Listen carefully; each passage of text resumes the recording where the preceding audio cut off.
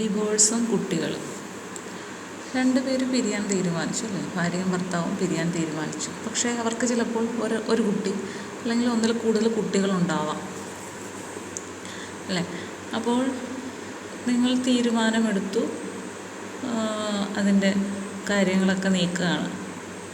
അപ്പോൾ തീരുമാനമെടുത്തു കഴിഞ്ഞാൽ പിന്നെ രണ്ടുപേരും രണ്ട് സ്ഥലത്തായിരിക്കും താമസിക്കുക അല്ലേ.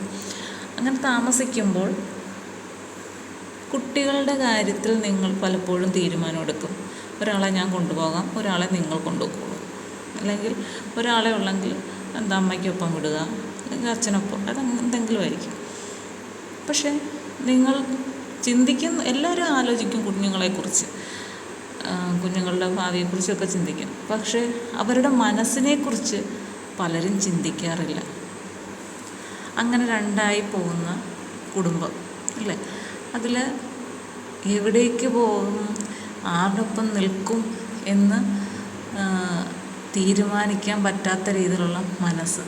അമ്മയാണോ ശരി, അച്ഛനാണോ ശരി, ഇവരിൽ ആര് പറയുന്നതാണ് ശരി, ഇതൊന്നും മനസ്സിലാക്കാൻ പോലും പറ്റാത്ത പ്രായത്തിലുള്ള കുഞ്ഞുങ്ങളുമായിട്ടായിരിക്കാം ഒരുപക്ഷെ ഒരു കുടുംബം രണ്ടാവുന്നത്.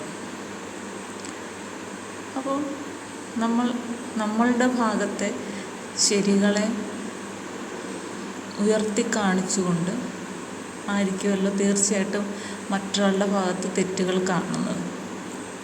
അങ്ങനെ രണ്ടുപേരും രണ്ടാകുമ്പോൾ കുഞ്ഞുങ്ങളുടെ കാര്യം എന്താകും എന്ന് നിങ്ങൾ കൂടുതലായിട്ട് ചിന്തിക്കല്ല. അവരുടെ മനസ്സിൻ്റെ വിഷമം, അവർക്ക് പലപ്പോൾ ഇതെന്താണ് സംഭവിക്കുന്നത്, അച്ഛനെ കാണുന്നില്ല അല്ലെങ്കിൽ അമ്മയെ കാണുന്നില്ല.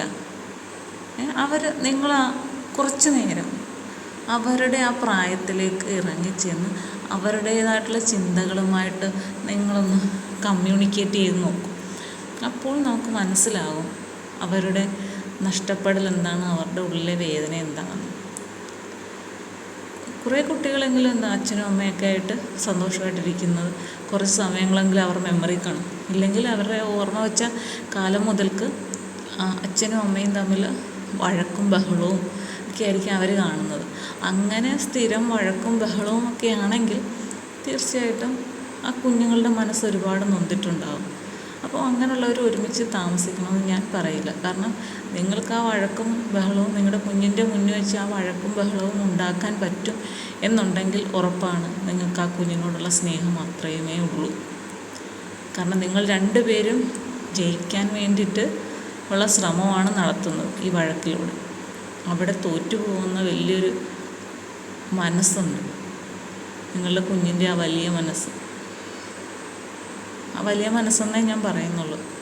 കാരണം നിങ്ങളെക്കാളും എന്തൊക്കെയോ കാര്യങ്ങൾ അവർ കൂടുതൽ മനസ്സിലാക്കിയിട്ടുണ്ടാവാം. കാരണം നിങ്ങൾ രണ്ടുപേരും പറയുന്നത് അവരാണ് കേൾക്കുന്നത്.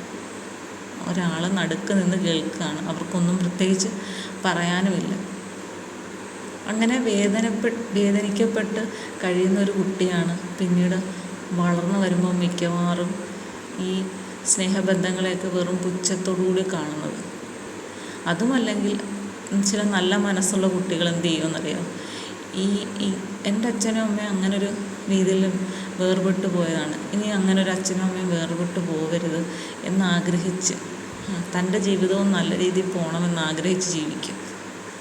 ഈ കുട്ടികൾ അങ്ങനെ നമുക്ക് പൂർണ്ണമായിട്ടും പറയാൻ പറ്റത്തില്ല എന്താണ് അമ്മ അച്ഛനും വഴക്കിടുന്ന കണ്ട് വളർന്ന കുട്ടികളെല്ലാം മോശമായി പോകുന്നു, ഒരിക്കലും ഇല്ല. അത് ഒരുപക്ഷെ അങ്ങനെ മോശമായ രീതിയിലേക്ക് പോകാം. ഇല്ലെങ്കിൽ അതൊരു പാഠമായി എടുക്കും. തൻ്റെ ജീവിതത്തിൽ ഒരിക്കലും അങ്ങനെയൊക്കെ ഉള്ളൊരു പ്രശ്നം ഉണ്ടാവരുത് എന്ന് മനസ്സിൽ കരുതും. എന്നിട്ട് അവർ ജീവിക്കാൻ തുടങ്ങും. അതുകൊണ്ട് നമ്മളെപ്പോഴും അവരുടെ ഭാഗത്തുകൂടി ചിന്തിക്കണം. നിങ്ങൾ ഡിവോഴ്സ് ആകണം, എന്നിട്ടിപ്പോൾ ഡിവോഴ്സായി വേറൊരു വിവാഹം കഴിക്കാൻ താല്പര്യമില്ല എന്നുണ്ടെങ്കിൽ ഒരിക്കലും ഡിവോഴ്സ് ആകണമെന്നില്ല. ഇടയ്ക്കൊക്കെ ഒന്ന് കാണാം, വഴക്കിടാനല്ലാതെ നിങ്ങൾ രണ്ടുപേരും കൂടെ കാണാം, ഫ്രണ്ട്സിനെ പോലെ കാണാം, കുഞ്ഞുങ്ങളുമൊത്ത് കുറച്ച് സമയം ചിലവഴിക്കാം. അപ്പോൾ നിങ്ങൾ മറ്റൊന്നിനെക്കുറിച്ചും ചിന്തിക്കില്ല, അവരങ്ങനെ പറഞ്ഞാൽ ഇങ്ങനെ പറഞ്ഞാൽ അങ്ങനെയാണ് ഇങ്ങനെ, അതിനെക്കുറിച്ച് പഴയതിനെക്കുറിച്ച് ഒന്ന് ചിന്തിക്കുകയും ചെയ്ത് ചോദിക്കുകയും ചെയ്ത് പറയുകയും ചെയ്യരുത് അല്ലേ. ആഴ്ചയിൽ ഒരിക്കലോ മാസത്തിലൊരു ദിവസമൊക്കെ കുഞ്ഞുങ്ങളുമായിട്ട് നിങ്ങൾ എല്ലാവരും കൂടി ഒരു യാത്ര പോവുകയോ എവിടെയെങ്കിലും ഒന്ന് ഒത്തുകൂടി ഫുഡൊക്കെ കഴിക്കുക, അങ്ങനെയൊക്കെ ചെയ്ത് നോക്കും. അപ്പോൾ കുഞ്ഞുങ്ങളുടെ മനസ്സിന് ഒരു വ്യത്യാസം വരാം. ഒരു പക്ഷേ ഈ ചില കുട്ടികൾക്കൊക്കെ ദേഷ്യം ഉണ്ടാകുന്നതൊക്കെ ഇങ്ങനെയുള്ള വഴക്കും ബഹളമൊക്കെ കേട്ടിട്ടായിരിക്കും. അപ്പോൾ അതൊക്കെ മാറാനൊക്കെ ഇങ്ങനെയുള്ള സ്നേഹത്തോടുള്ള കൂടിച്ചേരലുകൾ സഹായിക്കും.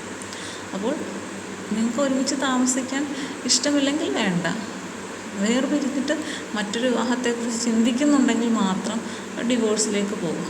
ഇല്ലെങ്കിൽ ആ ഡിവോഴ്സ് എന്ന ഒരു കാര്യം നടത്തണമെന്നില്ലല്ലോ. നിങ്ങൾ രണ്ടായിട്ട് ജീവിക്കാം, കുഞ്ഞുങ്ങൾക്ക് വേണ്ടിയിട്ട് ഒത്തുചേരാം.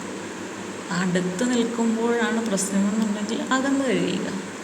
അതിന് ഡിവോഴ്സ് തന്നെ വേണം എന്നുണ്ടെങ്കിൽ മാത്രം തന്നെ കേട്ടോ, അല്ലാതെ ജീവിക്കാൻ പറ്റും എന്നുണ്ടെങ്കിൽ അങ്ങനെ ജീവിക്കാം. ഇവരകന്ന് കഴിയണം എന്ന് മാത്രമേ ഉള്ളൂ, ഡിവോഴ്സ് വേണമെന്നില്ല. എൻ്റെ കുഞ്ഞുങ്ങളുടെ അച്ഛനാണ് അല്ലെങ്കിൽ എൻ്റെ കുഞ്ഞുങ്ങളുടെ അമ്മയാണ്, അവർ മറ്റൊരു രീതിയിൽ പോകണ്ട. പിന്നെ ചിലർക്ക് ആഗ്രഹം കാണും, മറ്റെന്തെങ്കിലും ആഗ്രഹമൊക്കെ ഉള്ളവരാണെങ്കിൽ തീർച്ചയായിട്ടും ഡിവോഴ്സ് എന്നുള്ള രീതിയിൽ തന്നെ പൊയ്ക്കോളും.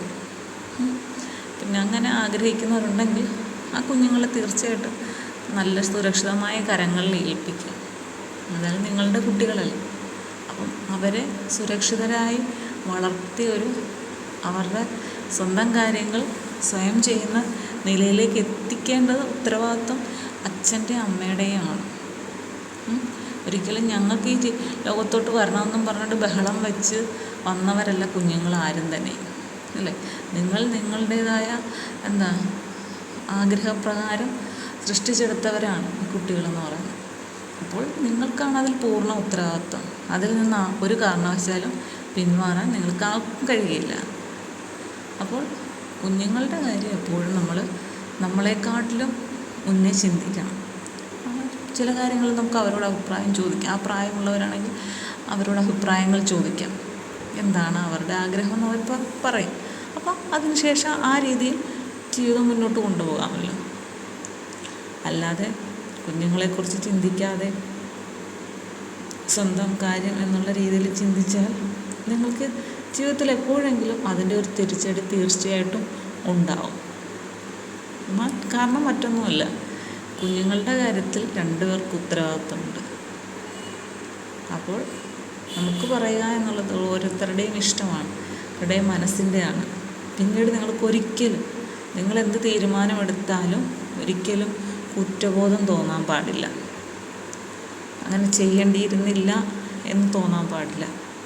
അങ്ങനെ തോന്നുന്നുണ്ടെങ്കിൽ അത് നിങ്ങളുടെ പരാജയമാണ്. അപ്പോഴേക്കും നിങ്ങൾക്ക് പലതും നഷ്ടപ്പെടും, പല മാറ്റങ്ങളും ജീവിതത്തിലുണ്ടാകും. പിന്നെ പറഞ്ഞിട്ടൊന്നും ഒരു കാര്യവും ഉണ്ടാവില്ല.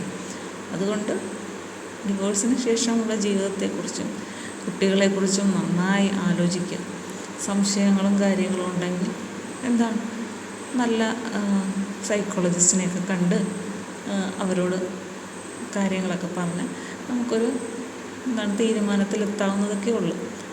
മറ്റൊരാളുടെ സഹായം വേണ്ടി വരുന്ന സാഹചര്യങ്ങൾ സ്വീകരിക്കുന്നതാണ് നല്ലത്. ശരിയല്ലേ?